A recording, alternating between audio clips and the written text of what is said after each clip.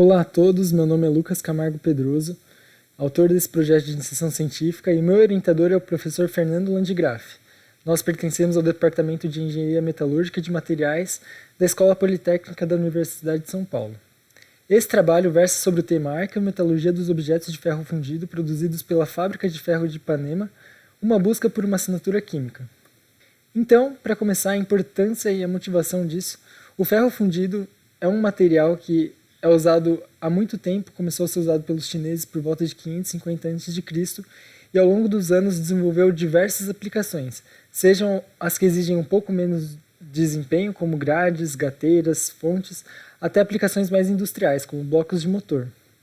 Ele é importante para marcar o desenvolvimento da engenharia, porque o processo evoluiu ao longo do tempo, permitindo novos tipos de ferro fundido, atualmente o vermicular e o nodular, que tem propriedades bem interessantes para aplicações mais específicas, e ele também permite analisar melhor a história do Brasil, analisando diferentes objetos de diferentes localidades, e aqui a gente tem a Real Fábrica de Ferro de Ipanema.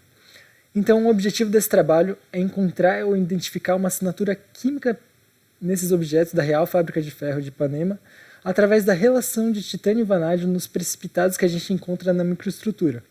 A gente vai comparar diferentes amostras, tanto as de Ipanema, as possíveis de Ipanema e as que não são de lá, para ver se tem alguma diferença. Então, primeiro a gente faz uma seleção das amostras. Algumas já estavam disponíveis no departamento, a gente selecionou as mais interessantes, e a gente também pôde coletar novas lá em Sorocaba, que eram comprovadamente de lá. E elas são importantes, então vou citar elas rapidinho. Então, o fofo cinzento de Ipanema, alguns têm as datas, esse tem a data específica de quando ele foi fabricado.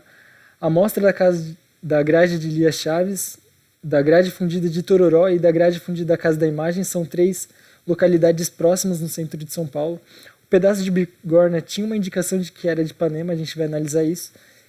O vaso de Ipanema, fragmento de pé de vaso de outro vaso, fragmento da escada e fragmento do canhão são esses 4 de Ipanema.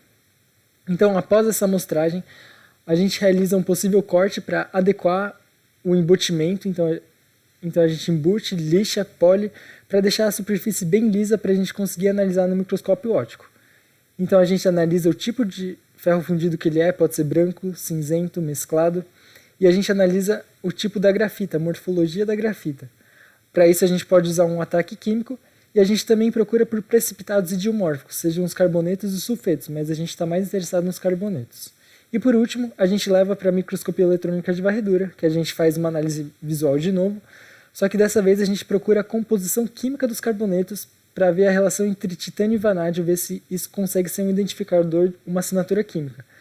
A gente também analisa áreas maiores para ver a composição química geral da amostra. Então aqui a gente tem um exemplo, a imagem da esquerda, a seta da esquerda aponta para um sulfeto e a seta da direita aponta para um carboneto.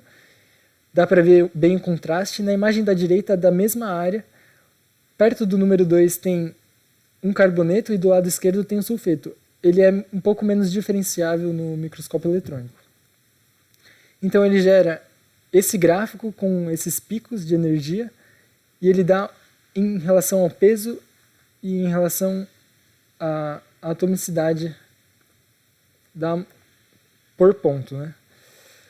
Então, a amostra 236 apresentou-se como ferro fundido branco, a gente pode ver que não tem a presença de grafita.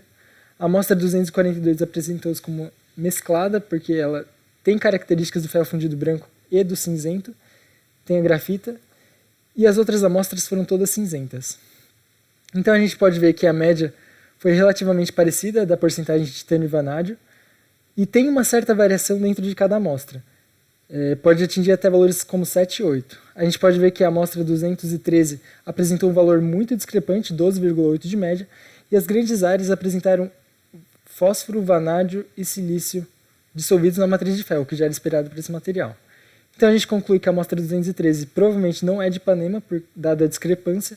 A gente não pode diferenciar muito bem as amostras, e a gente sugere que sejam feitos mais estudos sobre o tema. A gente agradece ao governo do estado de São Paulo e de Sorocaba pelo apoio, a USP, a Poli, a UPMT e a FDTE pelo começo desse projeto. Eu também agradeço ao professor Landgraf por estar junto comigo durante todo esse processo, aos técnicos do laboratório Wilson e Lívio e ao Daniel do MEV. Obrigado pela atenção.